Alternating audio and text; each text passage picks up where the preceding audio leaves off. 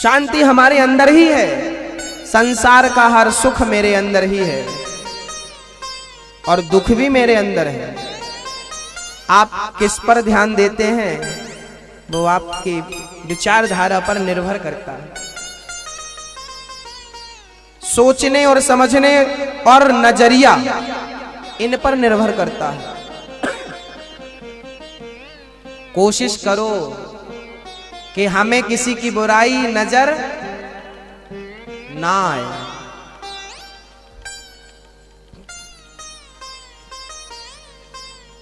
हमें बुराई नजर ना आए।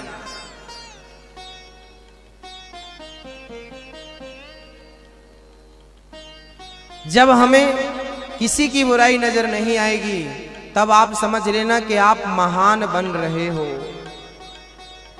लेकिन आजकल ना लोग ना बहुत परेशान हैं। एक सज्जन हमको मिले, बोले गुरुजी हम चाय नहीं पीते। अब वो सब जगह जाएं और बस यही कहें हम चाय नहीं पीते। सुना हम चाय नहीं पीते। हमने कहा यार एक गिलास पी ले चाय। बोला गुरुजी हम चाय नहीं पीते। हमने कहा चाय नहीं पीता वो तो अच्छा है, लेकिन चाय ना पीने का जो तूने अभिमान पाल रखा है ये अच्छा नहीं है। मैं चाय नहीं पीता। अरे नहीं पीते तो चुप रहो ना। लोग बताते हैं 50 लोग, सुनो साहब हम चाय नहीं पीते। हम कहते हैं इससे अच्छा पी लो एक बार। देखो बुराइयों को हम जीत लेते हैं ना तो भी अभिमान आ जाता है बुराई को जीतने का। शास्त्र कहते हैं ये भी बुरा है, बुराई को खत्म कर दिया उसका अभिमान भी आपको नहीं होना चाहिए, क्योंकि वो ज्यादा खतरनाक है। इससे अच्छा है 2-4 हफ्ते में एक बार पी लिया करो, ताकि अभिमान ना कर सको। नहीं तुम अभिमान लेकर घूमते रहो। हम चाय नहीं पीते साहब, हम चाय नहीं। एक मैया बोली गुरुजी हम लहसुन प्याज नहीं खाते, 12 साल हो गए। हाथ नहीं लगाते, हाथ लगा लेते हैं तो धुलते हैं। लहसुन नहीं खाते, प्याज नहीं खाते और छूते भी नहीं हैं। और वही डोकरी पड़ोसन के घर में बैठ के 2-2 घंटे बहू की बुराई करती है। लहसुन छोड़ दी, प्याज छोड़ दी, पर बुराई करना, निंदा करना, चुगली करना नहीं छोड़ा। इससे अच्छा तो लहसुन प्याज ही था, वही खा भैया, खा प्यार से। ये तो मत कर, ये ज्यादा बुरा है। वो ठीक है फिर भी बुराइयां खत्म होनी चाहिए, सच है। लेकिन बुराई खत्म हो जाए, उसका अभिमान हो जाए, ये गलत है। कोई अभिमान ना हो। मैं 50 माला रोज जपता हूं, अब मैं डिंडोरा पीटूं। ए सुनो, तुम कितने माला जपते हो? हम तो एक भी नहीं। अरे तुम तो एक भी नहीं जब हम 50 जपते हैं। अब लो इसी बात का अभिमान हो गया। 2 शिष्य थे। एक शिष्य 7 बजे सो के उठता, एक शिष्य 4 बजे उठ जाता। अब जरा ध्यान से सुनो, ये बहुत पहले मेरे गुरुजी ने मेरे को बताई थी कथा, ये वाली आज याद आई। एक गुरुजी के 2 चेले थे। एक 4 बजे उठ जाता, एक 7 बजे उठता। तो 4 बजे जो उठ जाता वो 4 बजे उठता, जल्दी से नहाता और नहा करके गुरुजी के पास जाता। गुरुजी देखो वो अभी तक सो रहा है, मैं तो उठ गया, मैं तो देखो आपके पास आ गया। अब वो 3 घंटे तक उसकी बुराई करता सोने वाले की। गुरुजी बोले कल तू भी 7 बजे उठना सो के। तू 4 बजे उठ भी गया तो क्या किया, और पाप लाद लिया बुराई कर करके रहे। इससे अच्छा क्यों, जो तुम कर रहे हो वो करो, पर अभिमान उसका ना हो। तू भी 7 बजे उठना कल। 4 बजे उठ के तू करता क्या है? मुझे भी भजन नहीं कर देता। गुरुजी देखो वो अभी तक सो रहा, 6-6:30 बजे का गुरुजी, और जब जग जाता वो तब शांति लेता ये आप जगह। और जब वो जग जाता तो उसके पीछे का कहो हम तो 4 बजे उठ गए आज, तुम 7 बजे, देखो कितने बड़े राक्षस हो तुम। वो राक्षस है दिख रहा है, लेकिन खुद जो राक्षस है वो खुद को नहीं दिख रहा कि मैं भी तो राक्षस हूं। वो सो करके राक्षस बना तो निंदा करके राक्षस बन गया। वो सो करके राक्षस बना, तू अभिमान करके राक्षस बन गया। अभिमान तो साहब अभिमान है, आने मत दो, आसपास भटकने मत दो इस अभिमान को। बड़ा बुरा है, अच्छा नहीं है। बुरा जो देखन में चला,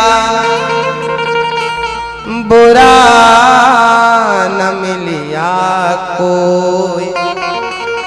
जो दिल खोजा आपना मुझसे बुरा न को। सबसे बुरा मैं हूं, सबसे बुरा मैं हूं। एक दिन मैंने कथा में कहा, मेरे दिमाग में बात आई, मैंने कहा झगड़ा किस बात का होता है? बोले गुरुजी हमारी सास गाली देती है तब झगड़ा होता है, हमारी बहू गाली देती है तब झगड़ा होता है, हमारा पड़ोसी गाली देता है तब झगड़ा होता है। तो मैंने कहा देख, जो भी तुझे गाली दिया करे तो ये मत सोचा कर कि ये गाली मुझे दे रहा है, बल्कि ये सोचा कर कि ये गाली हमारे गुरुजी अनिरुद्ध जी को गाली दे रहा है। मैं सबकी गाली ले सकता हूं। जब आपको कोई गाली दे तो आप ये मत सोचा करो कि ये गाली हमें दे रहा है, ये सोचा करो कि अनिरुद्धाचार्य जी को गाली दे रहा है। देने दो, हम तो भैया सबकी गाली बचाने की क्षमता रखते हैं। किस किस से हमसे लड़ना आता ही नहीं, बहुत कमजोर प्राणी हैं, थक जाते हैं, कथा करने से फुर्सत नहीं मिलती, अब झगड़ा किस किस से करेंगे बताओ। इसीलिए अपने आप को हम कथा में ही थका देते हैं। इतने लोग हमें 3 घंटा कथा करने के लिए बुलाते हैं, हम 4 घंटा कथा करते, 1 घंटा अपनी तरफ से करते अपने आप को थकाने के लिए, ताकि हम यहीं थक जाएं और दूसरे पाप करने के लिए, काम करने के लिए हमको समय ना मिले। थक जाओ यार। फिर लोग कहते हैं महाराज जी थोड़ा हमसे बात कर लो। क्या बात करें, बहुत थक गए, थोड़ा चुप रहने। हमने सारी एनर्जी यहां लगा दी। 24 घंटा हम एनर्जी इकट्ठी करते हैं, 24 घंटा 20 घंटा, और पूरी 20 घंटा की 4 घंटे यहीं लगा देते। अब और कहीं लगाने की जगह नहीं बचती, शक्ति नहीं बची। जाओ चुपचाप, अब चुपचाप कंबल ओढ़ो और आराम करो। अब कल के लिए एनर्जी इकट्ठी करो। किस किस से पंचायत करेंगे हम, और कहां अपनी एनर्जी वेस्ट करें हम। तो आपको जब कोई गाली दे तो आप तो हमें दे दिया करो उठा करके, गुरुजी उसकी गाली है आप लो, हम भैया ले लेंगे सबकी गाली, हमें कोई प्रॉब्लम नहीं। हमें तो सारे लोग मिलके गाली दो तो भी कुछ बिगड़ने वाला नहीं है। और यदि गाली देने से शांति मिला तो खूब देने, किराए वाले भी रख लो 4-5। आप 2-4 गाली में पागल हो जाते हो, हमें तो भैया आदत हो गई। सच बताएं, छोटी एक माँ थी, वो अपने बच्चे को उठाती, अभी बच्चा ना 7 साल का हो गया फिर भी गोद में ले जाती। बच्चा ना 15-20 किलो का था, उठाती और दौड़ती। मैंने देखा यार, मेरे एक दिन पूछा मम्मी तो कैसा करती है मेरी माँ, तू इतने बड़े बच्चे को गोद में उठाती है? बोले गुरुजी बहुत प्यार करते हैं अपने बच्चे से। मैंने कहा तुझे वजन नहीं लगता? बोले नहीं बहुत दिनों से उठा रही हूँ, बचपन से, अब आदत हो गई है। हमको तब ज्ञान हुआ कि राम राम, इतने बड़े बच्चों को उठा रही है और उठा पा रही है। क्यों उठा पा रही? क्योंकि इसकी आदत हो गई है। ऐसे हमारी भी आदत हो गई गाली सुनने की, हमें कोई फर्क नहीं पड़ता। आपकी आदत नहीं पड़ी ना, इसलिए आपको बुरा लगता यार उसने हमें गाली दे दी। आपकी आदत नहीं है, हम कहते हैं आदत बना लो। सास गाली दे तो मेरी तरफ सप्लाई करिया करो। आजकल मोबाइल में एक सिस्टम होता है कॉल फॉरवर्ड। आपको कोई फोन लगाएगा और आपने यदि किसी और का नंबर उसमें डाल रखा है तो वो कॉल आपको ना लगती हुई आपके मोबाइल में जिसको आप चाहो उसको चली जाएगी। आपके मोबाइल से होती हुई फलाने को चली गई। होता ना सही फंक्शन होता है मोबाइल में, ऐसे ही आप भी वो डाउनलोड कर लो। आपको कोई भी गाली दे तो मेरा नाम लिख लो, ये गाली गई सीधे अनिरुद्धाचार्य जी के घर। और फिर हम क्या करेंगे उस गालियों का? हम जब गंगा जी में जाएंगे नहाने के लिए तो आप सबकी गाली ले जा करके स्वाहा, बह गई गाली। आपको बुरा नहीं लगेगा फिर, गुरुजी हमें गाली दी, तुझे कहा दी? मुझे दी, ला भेज इस तरफ। तो आज के बाद आपको कोई गाली दे तो आप बुरा मत मानना, मेरे को दे देना। कौन कौन देगा? बोल राधे राधे। गुरुजी कब काम आएंगे? गुरुजी होते काय के लिए? इसीलिए गुरुजी होते। नहीं नहीं, हम तो भैया इसीलिए गुरुजी बने हैं ताकि आपकी सारी बुराइयों को हम लेकर के चले जाएं। हर बार आते हैं और पूरी बुराइयां आप हमें दे दिया करो, हम लेके चले जाएंगे। आप सारे दुख यहां दे दो गोविंद के चरणों में, और जैसे ही दुख देने के लिए भगवान के चरणों में झुकोगे, वैसे ही उठते समय भगवान सुख आपकी झोली में डाल देगा। आप दुख चढ़ाओ और सुख लो। कल मैंने कहा था पुराना 500 का दो, नया 500 का लो। नोटबंदी के समय ऐसी था, पुराना नोट दो, नया नोट लो। हाँ, ऐसे ही आप बुराइयां दो और भगवान से सुख लो, समृद्धि लो। गुरुजी हम बड़े परेशान, तंगी चल रही है। अरे भाई, घर में बुराइयां इतनी सारी भर रखी हैं, खाली कर। दीपावली में कितना कचरा निकलता आप लोगों के घर से, साल भर का इकट्ठा दीपावली में निकलता कि नहीं? पूरा बेचते हो कबाड़ी को, तो उस घर का तो हर साल साफ करते हो, पर इस घर का भी तो कभी साफ कर लिया करो। ये तो भरा है, 10-10 साल पुरानी बातें याद है आपको, फलाने ने कब गाली दी थी, तारीख तक याद है। ये सब कचरा ही तो इकट्ठा है, याद है कि नहीं? फलाने ने मेरा अपमान किया, याद है। अभी तक भूल नहीं पाई डोकरी। कब निकालोगे, कब तुम्हारी दीपावली आएगी, कब ये कचरा बाहर करोगे? भर रखा है साहब। जब ये सारा कचरा अंदर है तो भगवान की भक्ति अंदर कैसे जाएगी? पहले इसे निकालो, तब तो जगह बनेगी। एक मैया बोली, गुरुजी हमारे कमरे में इतनी भीड़ है कि अंदर जाने की गुंजाइश नहीं है, इतना सामान भर रखा है। अब बताओ, कमरे में जाने की गुंजाइश नहीं है तो भक्ति को भी आपके हृदय तक पहुंचने की जगह मिल रही होगी क्या?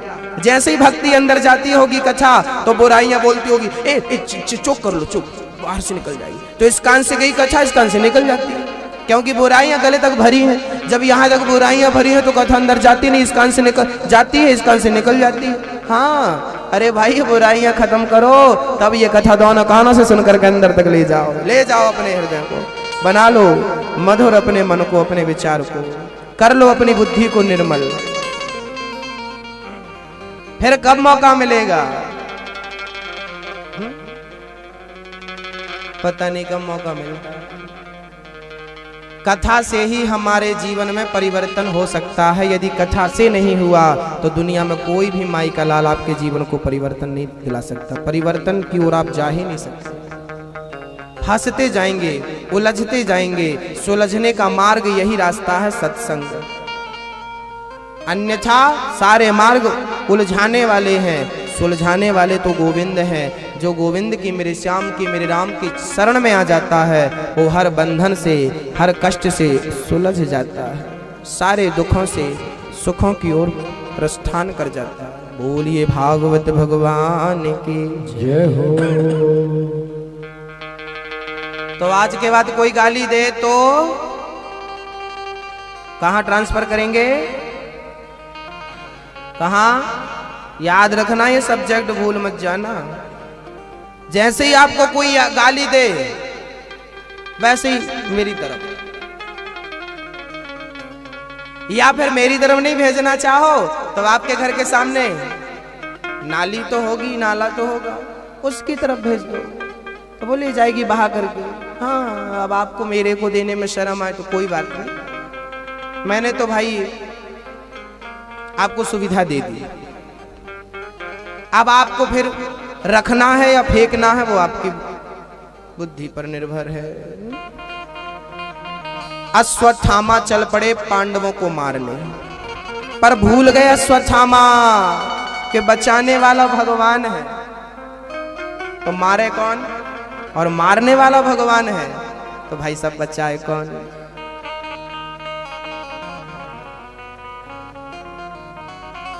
मारने वाला है भगवान, बचाने वाला है भगवान। मारने वाला है भगवान, बचाने वाला है भगवान। चिंता नहीं, चिंतन करो भक्तों। अश्वत्थामा चले पांडवों को भगवान ने उठाया, शिविर दूसरे शिविर में सुलाया। 5 बच्चे द्रौपदी के आकर सो गए। उनको लगा कि ये हमारे लिए बिस्तर है। अश्वत्थामा गया, 5 बच्चों का सर काट के और ले आया। दुर्योधन देख, दुर्योधन बड़ा खुश हुआ, ओहो पांडव मर गए मर गए मर गए। कुछ लोग ऐसे होते हैं जो दूसरों का दुख देख करके खुश होते हैं। जब काहू के देखहि विपत्ति, सुखी भये मानव जग नृपति। कुछ लोग ऐसे होते हैं जो दूसरों का दुख देखकर खुश होते हैं। ना, दूसरों का दुख देख करके आप कभी खुश मत बनिए, क्योंकि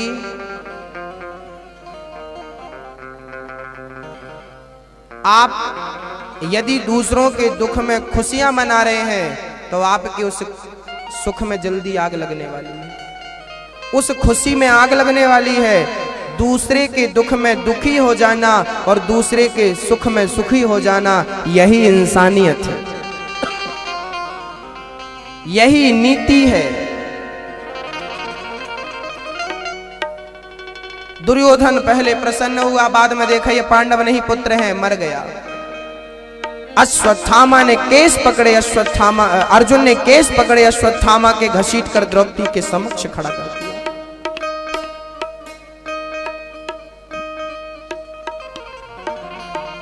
अश्वत्थामा ने ब्रह्मास्त्र चलाया अर्जुन को मारने। अर्जुन कृष्ण के चरणों में गए। कृष्ण कृष्ण महाबाहो भक्तानां भयंकरा, त्वमेको दह्यमानानां मपवर्गोऽसि संस्रते।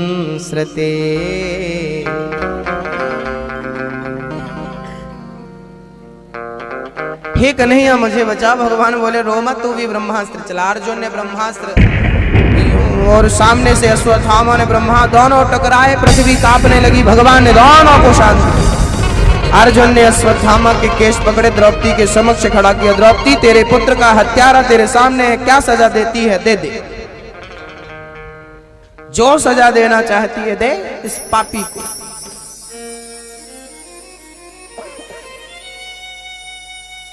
द्रौपदी ने अश्वत्थामा के रस्सी खोल दी, हाथों की पांव की रस्सी खोल दी। जाओ जल्दी से आप भाग जाओ, बंधन से मुक्त कर दिया द्रौपदी ने। अर्जुन बोले द्रौपदी क्या तुझे इस हत्यारे पर दया आ रही है?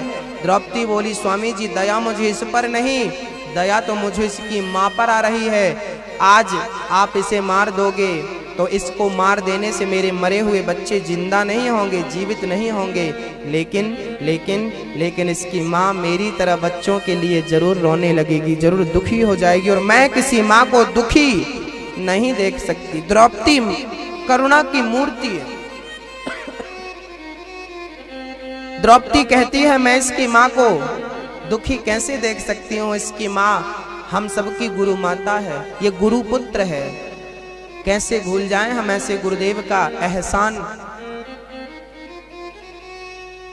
कैसे भूल जाएं हम गुरु का एहसान, जिनने हमें पत्थर से हीरा बनाया, क्या हम उस गुरु को भूल जाएं? नहीं भक्तों, जिस व्यक्ति ने आपको ज्ञान दे करके, भक्ति दे करके आपके जीवन को बदला हो, वो याद रखना और कोई नहीं हो सकता। परमात्मा जब आपको देखते हैं कि आप भटक गए हैं तो कोई गुरु आता है और हमें सही मार्ग दिखाता है। ईश्वर ही उसे नियुक्त करते हैं, जाओ भटक गए हैं सही मार्ग पर लाकर खड़ा करो। अश्वत्थामा के सामने द्रौपदी खड़ी है। जिस द्रौपदी के 5 बच्चे मर गए हों वो द्रौपदी दया कर रही है। क्यों?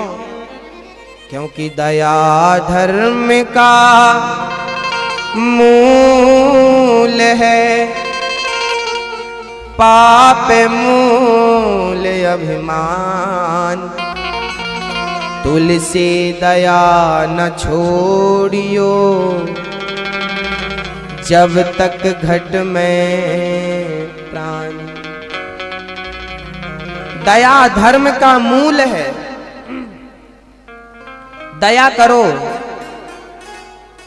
दया कर दान भक्ति का हमें परमात्मा देना। हे ईश्वर, हमें कुछ दे मत दे, लेकिन दया हमें जरूर देना। हम दूसरों पर दया कर सकें ऐसी बुद्धि हमारी बनाना। हम पाप ना करें ऐसी बुद्धि आप हमें देना। दुनिया के लोग धन तो मांगते हैं, लेकिन भगवान से कभी ये नहीं मांगते कि हे प्रभु, मेरे पास धन तो बहुत है, अब मुझे ऐसी बुद्धि दे कि मैं उस धन का सदुपयोग कर सकूं। धन मिले तो धन को धर्म में लगाइए।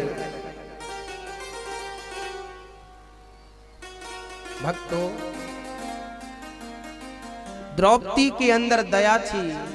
दया धर्म का मूल है, पाप मूल अभिमान। तुलसी दया न छोड़िए, जब तक घट में प्राण। जब तक जिंदा हो दया करो।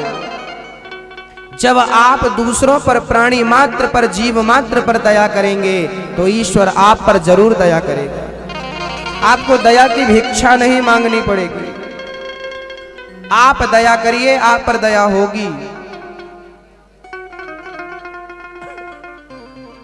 आपने कभी कभी देखा होगा, जब बड़े बड़े मंदिरों में आप जाओ तो आपकी आवाज गूंजती है, इको बनता है वहां पर। आप बोले राम तो सामने से भी राम आता है। आप कभी कुएं पर झांकना, कुएं में मुंह आगे करके एक बार जोर से बोलना राम, अंदर से भी आपको राम सुनाई पड़ेगा। आप गाली दो तो गाली, जो आप बोलेंगे वो रिटर्न आपके पास पहुंचेगा। क्या अर्थ है? अर्थ यही है कि आप जो व्यवहार दूसरों के लिए करते हैं वही रिटर्न आपके लिए भी परमात्मा आपको देता है। आपने दूसरों का दिल दुखाया है तो आपका कोई ना कोई दुखाएगा, और आपने किसी के हृदय को प्रसन्न कर दिया तो आपको भी परमात्मा प्रसन्न करने के लिए भेजेगा इस संसार।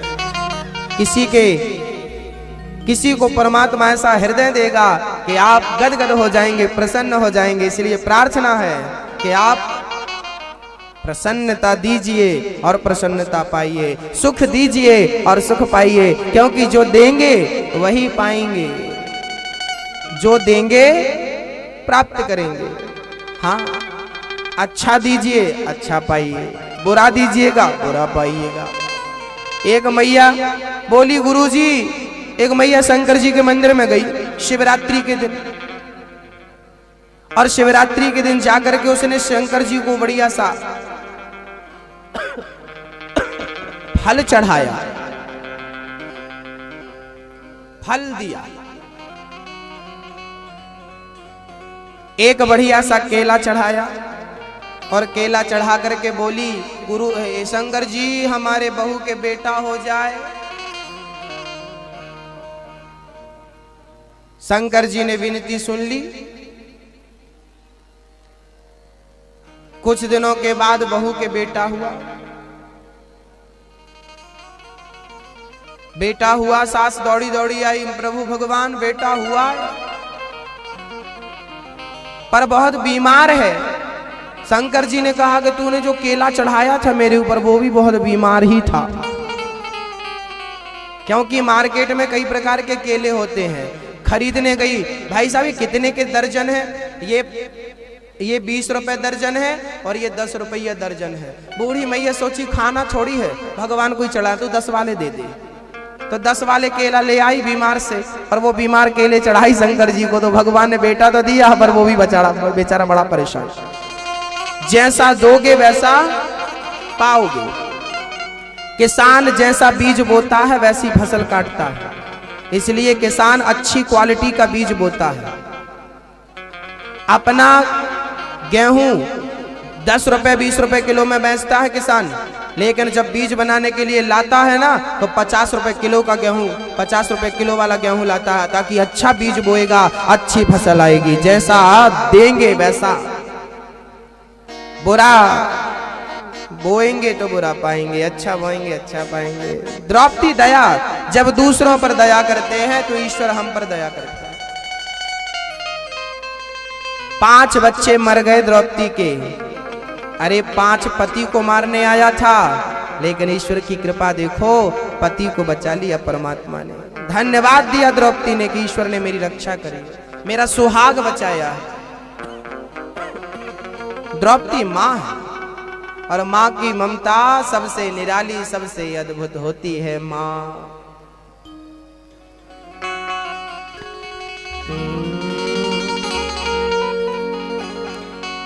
माँ के पांव पकड़ लो, पिता के पांव पकड़ लो और कभी पांव पकड़ के उन्हें बड़े प्यार से धुल लो और धुलने के बाद उस जल को पी लो।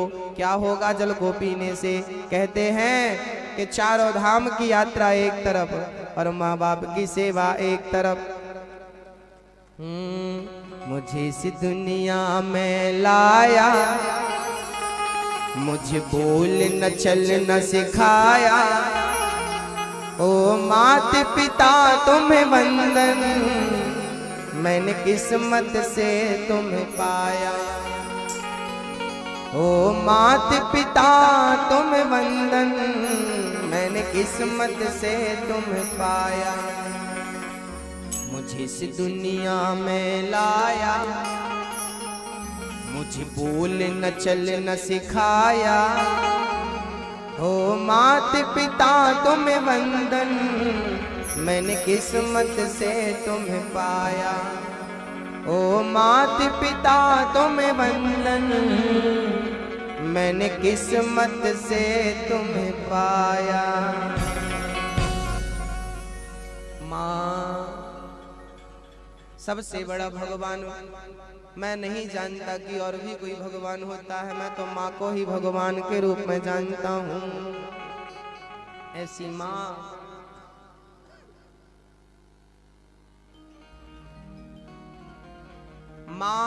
खुश तो सारी पूजा सफल, और माँ दुखी तो सारी पूजा बेकार। माँ भगवान के घर से जब हम चले थे ना, तो हमने भगवान से एक प्रश्न किया था कि प्रभु मैं जा रहा हूँ, पर एक बात बता कि मैं वहां तुझे कैसे पहचानूंगा। तब भगवान ने कहा था कि तेरे जाने के पहले मैं वहां तेरे लिए विद्यमान रहूंगा, उपस्थित रहूंगा तेरी सेवा करने के लिए। भगवान से मैंने पूछा था प्रभु आप किस रूप में रहोगे? तब भगवान ने कहा था मैं तुम्हारे माँ के रूप में तुम्हारे साथ रहूंगा। तुम्हारी माँ, मैं ही तुम्हारी माँ बन करके आऊंगा। माँ जननी जन्म भूमश्चा स्वर्गादपि गरीयसी।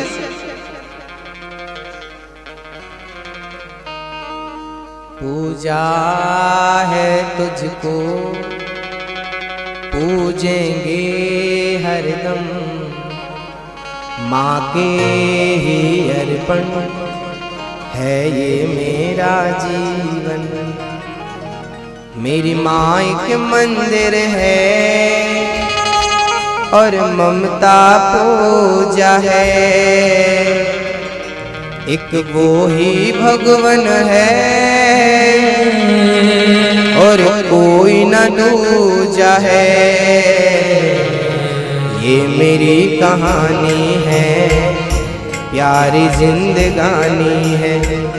आज हूँ मैं जो कुछ भी, मेहरबानी तेरी है। पूजा है तुझको पूजेंगे हरदम, माँ के अर्पण है ये मेरा जीवन। माँ माँ मेरी माँ, माँ माँ मेरी माँ, माँ मेरी माँ,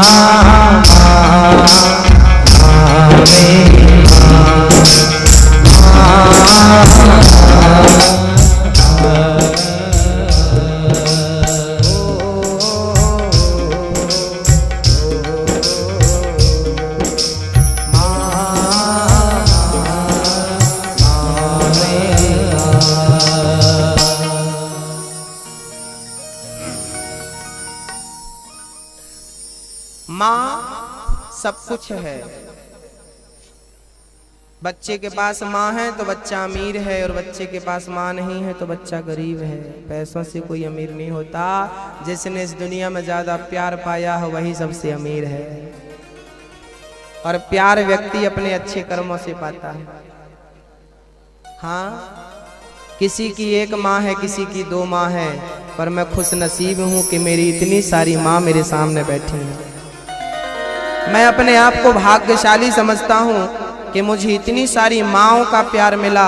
जरूर मेरे से कोई पुण्य हो गया होगा पिछले जन्म में, जाने अनजाने में, जिस पुण्य के बदले परमात्मा ने मुझे इतना ढेर प्यार दिया। और मुझे पता है कि प्यार देने से ही प्यार मिलता है। जो प्यार देता है वो प्यार पाता है ना। आप प्यार दीजिए, हर माँ से प्यार करिए, हर वृद्ध औरत से प्यार करिए, हर वृद्ध पुरुष से प्यार करिए, दूसरों के बच्चों को भी प्यार करिए, अपनों से नहीं। अरे आप पशु पक्षी से भी प्यार करिए, सब पर प्यार की निगाहें डालिए। जब सबसे प्यार करोगे तो आप संसार में सबसे ज्यादा प्यार पाने वाले बन जाओगे। जो बोते हैं ना हम, वही काटते हैं। फसल बोई है हमने बबूल की, तो बबूल मतलब कांटे मिलने वाले। और यदि आम की खेती करी है, बढ़िया आम मिलने वाले। अब ठंडी के बाद क्या आएगी? गर्मी आएगी। आम का मौसम, खूब जूस पियो आम का। आम के सीजन में साहब आम को देखकर बड़ी प्रसन्नता मिलती है। आम को बड़े प्यार से खाया जाता है। क्यों? गुठली अंदर गई फिर बाहर आई, फिर अंदर गई फिर बाहर आई, अंदर बाहर करते रहो उस गुठली को। आम को जितना प्यार करते हैं दुनिया के लोग, और दूसरे फल को इतना प्यार नहीं करते। जामुन का सीजन आके चला गया, कोई जामुन खाता है कोई नहीं खाता। केला तो कोई खाता है कोई नहीं खाता, पपीता कोई खाता है कोई नहीं खाता, लेकिन शायद है कि आम कोई ना खाता हो, सब खाते हैं। आम को बहुत प्यार करते हैं। क्यों? क्योंकि आम परोपकारी है। आम हमें जो जितना देता है, आम हमें खाने को फल भी देता है, छाया भी देता है। कभी आम की पेड़ की छांव में सोकर देखना, वो नींद आ जाएगी आपको कि एयर कंडीशन व्यवस्था फेल है। बढ़िया छाया, आम की छाया, आम का बढ़िया सा। आप आम के पत्तों को ले जाइए और पूजा में रखिए, पूजा पूरी होती है आम के पत्तों से। आम की लकड़ी से हवन पूरा होता है, आम के फल से मौसम पूरा होता है। गर्मी तब तक अधूरी है जब तक आम खाने को ना मिले। आपको आम की याद आ गई, पानी तो नहीं आ गया? आम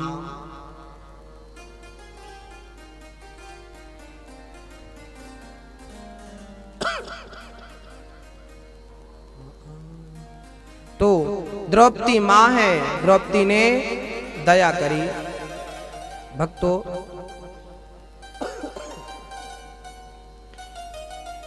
द्रौपदी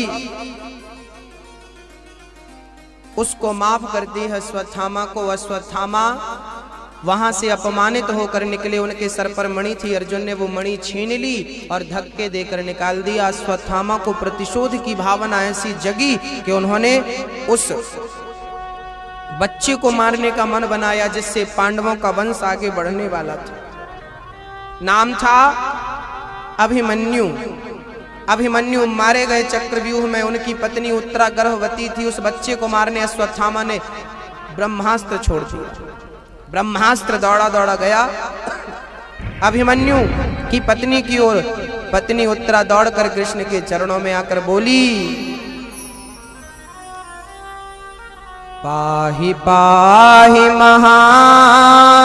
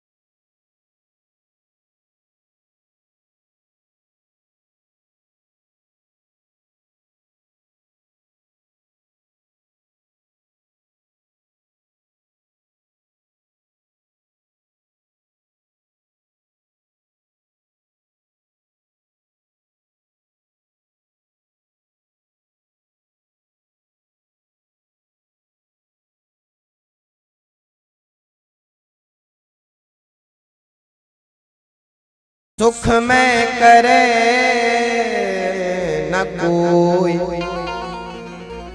जो सुख में सुमिरन करे, दुख काहे को हो। ऐसे सुख पर पत्थर पड़े, जो राम हृदय से जाए। बलिहारी बात दुख की, जो पल पल नाम जपा। दुखों से अगर चोट खाई ना होती, तो कन्हैया तेरी याद हमको आई ना होती। हमें सुख नहीं, हमें दुख दे दे। हे कन्हैया, तेरा स्मरण करता रहूं, तेरे को याद करता रहूं, इसके बदले मेरे जीवन की हर उपलब्धि आपको लेना हो, बदले में मेरा हर संसार का तुच्छ सा सुख लेना हो, आप सब ले लो, लेकिन बदले में मुझे अपना स्मरण दे दो, अपना चिंतन दे दो। आपका चिंतन करता रहूं, आपके प्रेम में ख्यालों में खोया रहूं, और कुछ नहीं चाहिए। प्रार्थना भगवान का भक्त यही मांगता है। क्या मांगता है? अब नाथ करे करुणा बिलो कहो, देहो जो पर मांगहो, जेहि औने जन्महो, कर्म बस ताहा राम पद अनुरागहो। अब नाथ करे करुणा बिलो कहो, देहो जो पर मांगहो, जेहि औने जन्महो, कर्म बस ताहा राम पद अनुरागहो।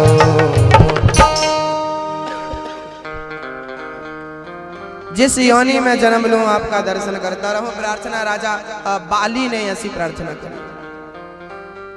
मुझे कुछ नहीं चाहिए। कुंती बुआ बोली, हमें कुछ नहीं चाहिए।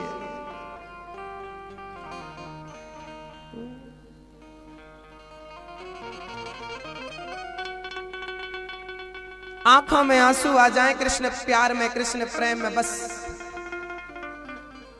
ये मेरी जीवन की भक्ति है। एक भक्त ने भगवान से मांगा, एक बार भगवान आकर खड़े हो गए। भगवान ने कहा, पुत्र क्या चाहिए?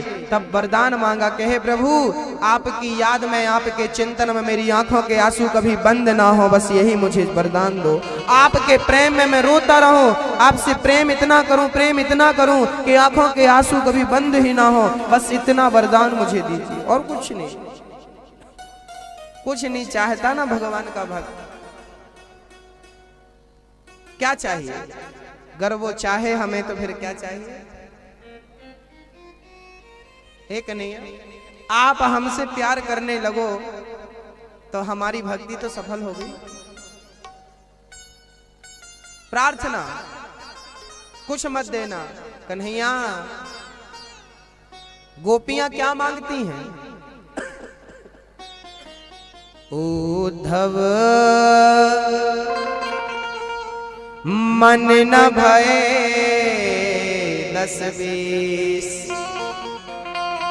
10-20 मन होते तो एक मन को मैं वृंदावन में लगाती और एक मन को ले जा करके मैं अपने गोविंद के चरणों में लगा देती। लेकिन एक ही है, अब वो घर में नहीं लगता, परिवार में नहीं लगता। लोग कहते हैं क्या पागल रो रही है? अरे बच्चों की सेवा कर, पति की सेवा कर, सास की सेवा कर। गोपियां कहती हैं हमारा मन तो कृष्ण के संग चला गया। अब मन जब चला गया तो मन लगे कहाँ और कैसे लगे? मन है ही नहीं, एक ही है ना।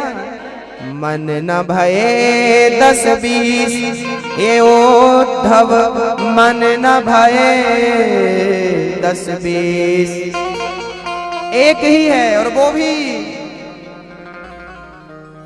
भी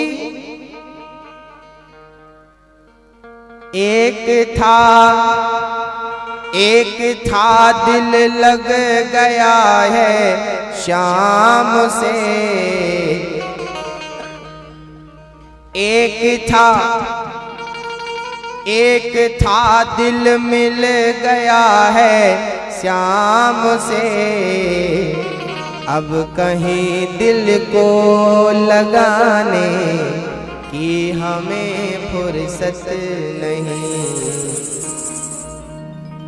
ये जो आंखें हैं हमारी, ये जो आंखें हैं हमारी, मिल गई है शाम से, अब कहीं आंखें मिलाने की हमें फुर्सत नहीं। कहाँ एक आंख है वो भी लग गई कन्हैया, अब तुझे देख लिया, अब और किसे देखूं, क्योंकि इस कन्हैया से सुंदर कोई होए तो मैं उसे देखूं। सबसे सुंदर मेरा कन्हैया है। यदि आंख सुंदरता की प्यासी है तो कन्हैया से सुंदर कौन है बता दो। आंख ना सुंदर देखना, आंख सुंदर रूप की प्यासी होती है। यदि सुंदरता की ही प्यास है इन आंखों को तो कन्हैया से सुंदर कौन हो सकता है। राधा रानी के चरणों से सुंदर इस संसार में और किसके चरण हो सकते हैं, कौन हो सकता है। इसलिए आंख को लगा दो दर्शन। कान सुनने के लिए तैयार है तो कथा से सुंदर और क्या हो सकता है कानों के लिए, कानों को कथा में लगा। और मैं जिस दिन भुला दूं तेरा प्यार दिल से, वो दिन आखिरी मेरी जिंदगी का। ये आंखें उसी रात हो जाएं अंधी, ये आंखें उसी रात हो जाए अंधी, जो तेरे सिवा देखे सपना किसी का। मैं जिस दिन भुला दूं तेरा प्यार दिल से, वो दिन आखिरी मेरी जिंदगी का।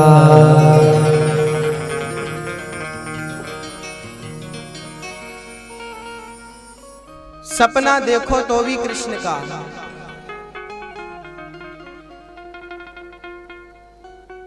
सपना देखो तो भी कृष्ण का। तेरा मेरा सांवरे कैसा नाता है। कन्हैया क्या बताऊं,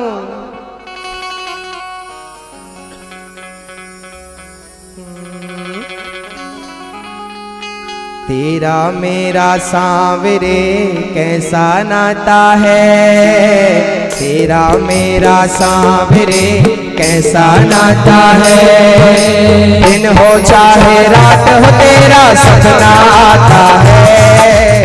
तेरा मेरा सांवरे कैसा नाता है। तेरा मेरा सांवरे कैसा नाता है। दिन हो चाहे रात हो तेरा सपना आता है। तेरा मेरा सांवरे कैसा नाता है। तेरा मेरा सांवरे कैसा नाता है। दिन हो चाहे रात सपना आता है। दिन हो चाहे रात हो तेरा सपना आता है। तेरा मेरा सांवरे।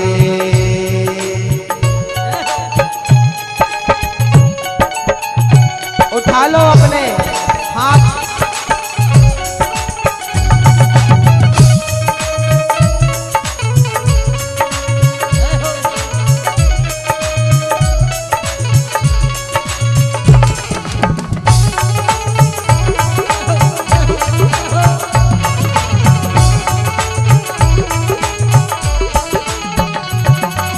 मीत बना तू मेरा और प्रीत लगाई ऐसी। मीत बना तू मेरा और प्रीत लगाए ऐसे। दुनिया बनाने वाले ये रीत बनाई कैसी। दुनिया बनाने वाले ये रीत बनाई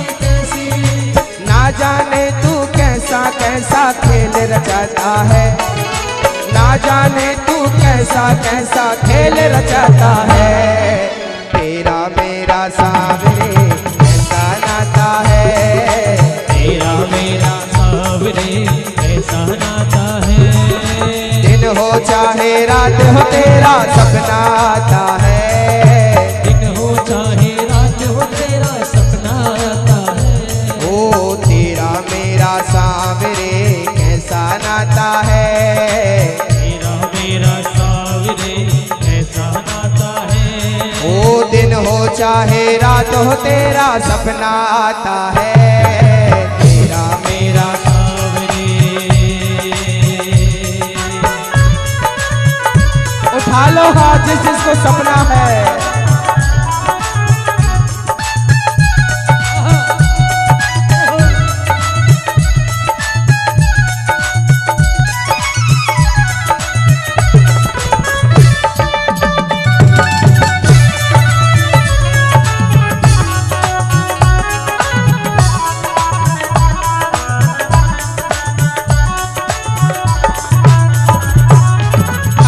टूटे कान्हा तेरा तेरा मेरा बंधन, अब ना टूटे कान्हा तेरा तेरा मेरा बंधन।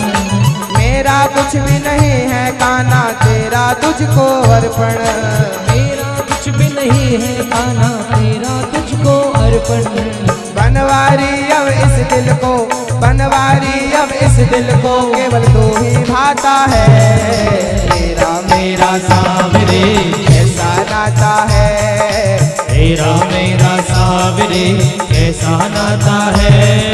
दिन हो चाहे रात हो तेरा सपना आता है, दिन हो चाहे रात हो तेरा सपना आता है। तेरा मेरा सावरे कैसा नाता है, तेरा मेरा सावरे कैसा नाता है। दिन हो चाहे रात हो तेरा सपना आता है, दिन हो चाहे रात हो तेरा सपना आता है। ओ दिन हो चाहे रात हो तेरा सपना आता है, दिन हो चाहे रात हो तेरा सपना आता है। ओ दिन हो चाहे रात हो तेरा सपना आता है। तेरा मेरा सावरे कैसा नाता है, तेरा मेरा सावरे कैसा नाता है। दिन हो चाहे रात हो तेरा सपना आता है।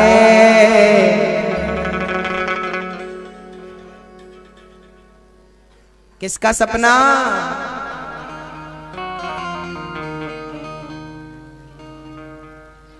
एक था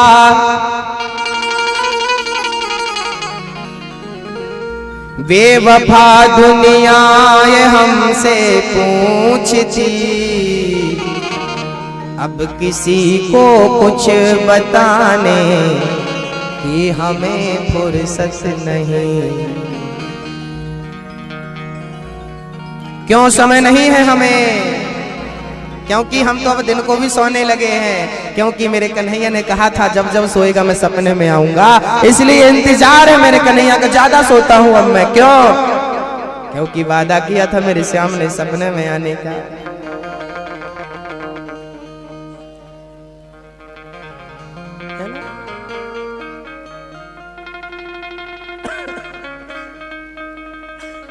बड़ा प्यार गोपियां कन्हैया से करती हैं और ये प्रेम हमें मजबूर करता है हमें भी प्रेमी बनाने के लिए, है ना? भक्तों, कुंती बुआ भगवान से दुख की कामना करती है।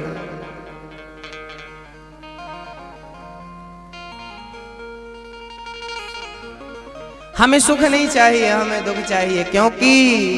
क्योंकि सुख भी हमें प्यारे हैं, दुख भी हमें प्यारे हैं। कुछ भी नहीं करते, भगवान सब कराता है। बस कुंती बुआ ने भगवान से कहा प्रभु आप रुक जाओ। भगवान रुके, पितामह को सदगति दी। द्रौपदी को पितामह समझा रहे हैं पांचों पांडवों को बुरा मत देखना। द्रौपदी को हंसी आ गई, पितामह आप तो चुपचाप प्राण त्यागो, क्या उपदेश दे रहे हो मेरी पतियों को? आप भी तो आप कह रहे हो बुरा मत देखना, पर भरी सभा में आगे आप बैठे थे और मेरी साड़ी खींच रही थी। पितामह ना बहुत ज्ञानी थे, बहुत पहलवान थे, बहुत पावरफुल थे, लेकिन एक गलती हो गई पितामह से। द्रौपदी की लाज लुटते समय ना वो चुपचाप बैठे रहे। जब किसी भी बहन बेटी का आपके सामने अपमान हो रहा हो तो या तो आप उठ के चले जाओ या तो फिर आवाज जरूर उठाओगे ना, मेरे सामने तो कम से कम गलत नहीं होना चाहिए। पर पितामह चुपचाप दुशासन बाल पकड़ के खींचता रहा। लोग कहते रहे आ मेरी जंघा में बैठ जा, तेरे 5 पति हैं तो छठवा मैं बन जाऊं, क्या बिगड़ने वाला है? ऐसी ऐसी बातें तक हुई थी उस महाभारत उस सभा में। तेरा क्या बिगड़ने वाला है? दुर्योधन ने कहा था मेरी जंघा में बैठ जा, और कर्ण ने कहा था कि 5 हैं, छठवे से क्या बिगड़ने वाला, मैं छठवा। और बात तो सही कही थी उसने कि मैं 5 पांडवों के बाद छठवा ही हूं। बात सही थी, लेकिन गलत जगह पर बोला। वो जगह गलत थी। किसी नारी को आप ये कहो कि मुझे भी अपना, तेरा पति तो है, मैं भी तेरा पति, हाँ मैं भी तेरा हूं, ये बात सही है, तेरा पुत्र हूं, तेरा भाई हूं, लेकिन तेरा पति हूं, ये गलत है। और गलत की भी सजा मिली सबको। जिसने मुंह खोला था उस समय, जंघा में बिठाओ तो जंघा तोड़ डाली भीम भैया ने। और कर्ण का भी क्या हर्ष हुआ। कर्ण जैसा दानवीर एक ही वीर है इस दुनिया में, और उस वीर का नाम है दानवीर। ऐसा नहीं है कि कर्ण केवल बुरा ही था, बहुत अच्छा था। कर्ण को वीरों में एक वीर कहा जाता है। दानवीर कौन है? कर्ण जैसा दानवीर कौन होगा? मृत्यु का दान किया था कर्ण ने। लेकिन गलतियां भई हैं, नारी का अपमान हुआ है। इसलिए मैं पुरुषों से निवेदन करता हूं कि कभी भी नारी का अपमान मत करना, क्योंकि भगवान का अपमान भगवान बर्दाश्त कर सकते हैं, पर नारी का अपमान भगवान कभी बर्दाश्त नहीं करते। इसलिए नारी का अपमान आपसे ना हो, चाहे वो माँ के रूप में हो, बहन के रूप में हो, बेटी के रूप में हो या पत्नी के रूप में।